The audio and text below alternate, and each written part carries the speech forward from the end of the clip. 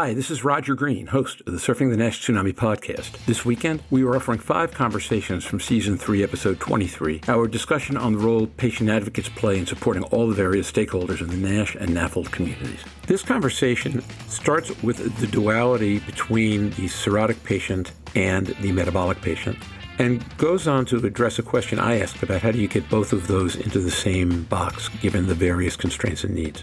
The answer seems to take 2 forms. Number 1, focus on the truly sick, with Achim and Andrew both talking about their involvement in hepatocellular carcinoma, and particularly HCC related to NAFLD and NASH. Their other point is that when you cannot have national successes, you can work with local politicians and local governments, get local successes, and then feed them back to the national governments in their respective countries. In the end, what's interesting is that Achim and Andrew, working in 2 different systems with what are in some ways 2 different perspectives, see such a common set of issues and challenges in front of us. Now, it's only the US and Germany, but I think that speaks well to the commonality of what our major organizations are trying to achieve and the value of everybody working together. As you will hear, patient advocates have a different point of view, but they are truly interesting people who play a critical role in the fatty liver ecosphere. So sit back, listen, enjoy, learn, and when you're done, join the dialogue on our LinkedIn discussion group.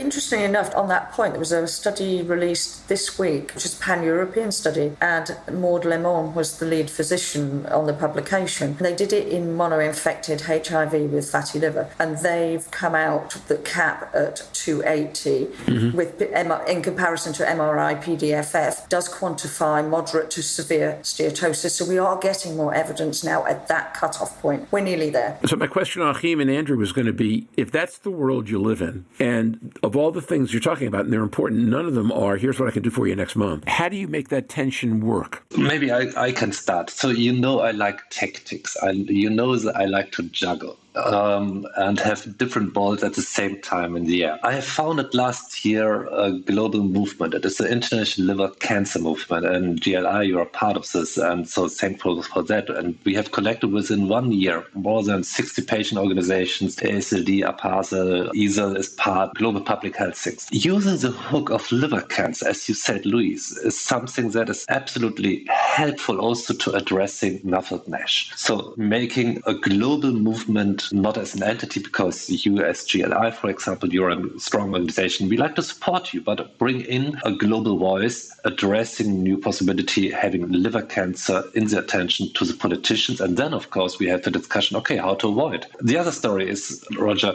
I think we were quite successful in a very, let's say, complex healthcare system like in Germany. We have managed that since last year. It is mandatory that in your annual checkup, hepatitis B and C testing is mandatory. So it's the only country in the world, so you have it. So means we are able to 2030, when we have our ultimate goal to eliminate hepatitis, we can screen, because of this checkup, around 40 million Germans. That is a number. And that is a number that I think when we had talked 12 years before, everyone had said, you are spleeny, you are stupid, you are naive, crazy, but we have managed. And I think one of the components here, Roger, is maybe also, if you think in the policy framework, you normally think on the governmental sector, but let's shrink it down to regional sector, a city sector. So there are politicians as well, similar to what we have done in HIV, similar to what we have achieved in hepatitis C as well, is a kind of micro-elimination. Make a city a liver-healthy city, something like that.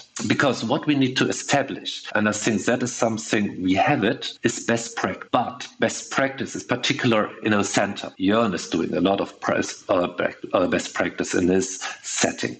So others is doing. But we need really to create more best practices that can be adopted to other local circumstances.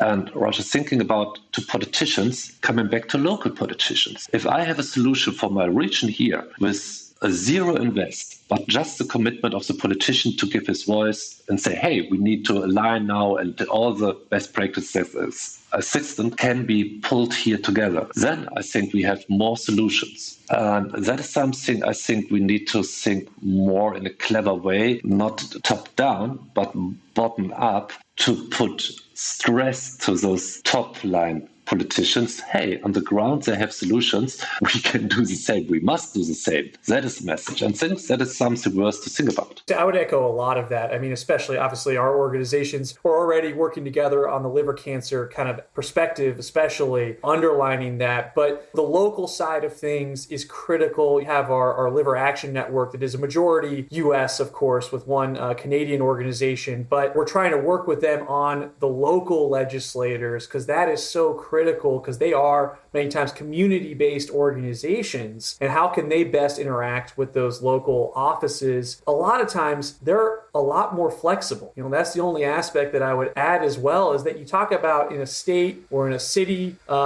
these offices are a lot more flexible in what they can do and a lot more mobile in potentially presenting opportunities for us to influence them. And then the last thing I would mention too, we have one advantage as advocacy organizations that many times clinical data cannot provide to legislators. And that is, again, going back to what we mentioned earlier, the use of story. While many times we can't highlight the numbers because the numbers may be too far out, they may be too large for legislators to grasp or too small or whatever it might be. If you have patients or loved ones or whoever telling a story and making the situation very real for them, these congressional or parliamentary or whoever they might be offices, and helping them understand the real problem, that's where you can hopefully influence in the absence of those longer term numbers. Going back to that, and obviously we mentioned that earlier, but still it's important to reiterate. I get. In fact, you're reminding me of two of the rules that we used to use way back when we did this: stories beat data every time. And after president, the most important election is mayor. People really care about their local communities.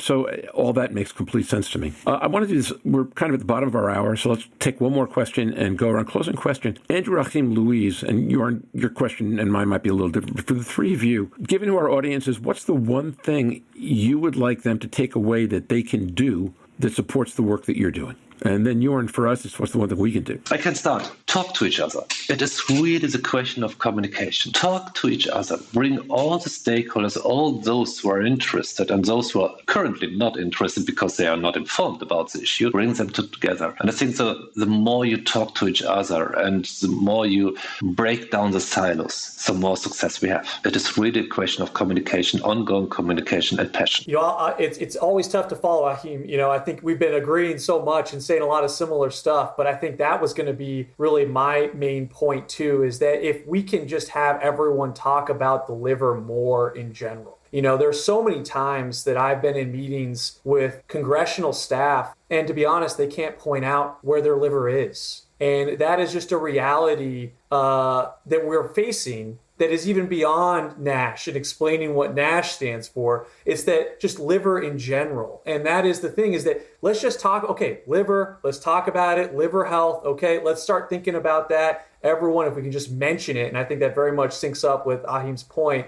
as well, but just let's talk liver.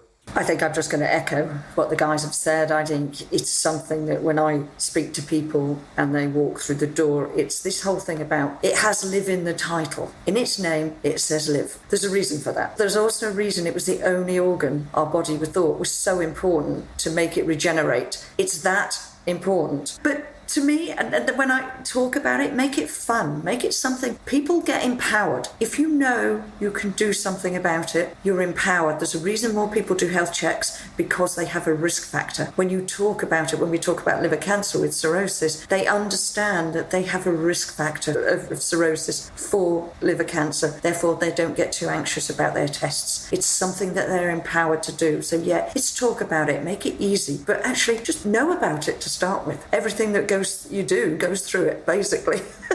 Very interesting. And I think following up with the theme of talking, these days there are two ways of talking. You can make a lot of comments on the internet, social media, and these things move very fast. And I think they're in and out of perception. And I think it's important to actually sit down and see people face to face and bring this forward. Albeit, I just learned that there is a liver emoji on its way emerging. And I think that will be, of course, can also be a successful factor in raising awareness about liver disease. And I think while people were talking, I was thinking of the term a healthy liver is a healthy body or something, linking the metabolic liver health to a healthy person. I think that'll be crucial moving forward. Yeah, so it's interesting. Your last tagline had something to do with where I was headed, which is, I talked before about stories trump data every time, but you can actually turn data into stories if you know how to do it. So you have to say, here's how the numbers connect, and then make them about people and make them about real things that are tangible. I think that's the first piece, and that's something this podcast can do a lot more of. And in general, the reason this podcast has been around for as long as it has and has done so well is because I think there's actually a thirst for people to think about this stuff. And we learn as time goes by that our audience broadens. We started with patients, went away from patients for a while. We have more patients coming back to us now. We're getting to a place where people want to know more. And the ability for everyone who listens to this, since everyone who listens to this is in some way, shape, or form invested in fatty liver disease, to talk about it. And when your friends yawn and go, oh gosh, that's boring. So, well, no, that's boring. And turn it into a person that people know, turn it into a story people can connect to. Help everyone realize how real and how tangible this is in all of our lives. I think the thing we can do best, and the two, Andrew, Achim, hats off to you folks who've done a fantastic job of talking about the way you do that. I will tell you, when we promote this episode, I'm going to stress in promotion that lots of people think that what you do isn't about them, but they're wrong. It's about everybody who's in this space, and it's vitally important. And I think you've done a fantastic job. I was going to say, that may also be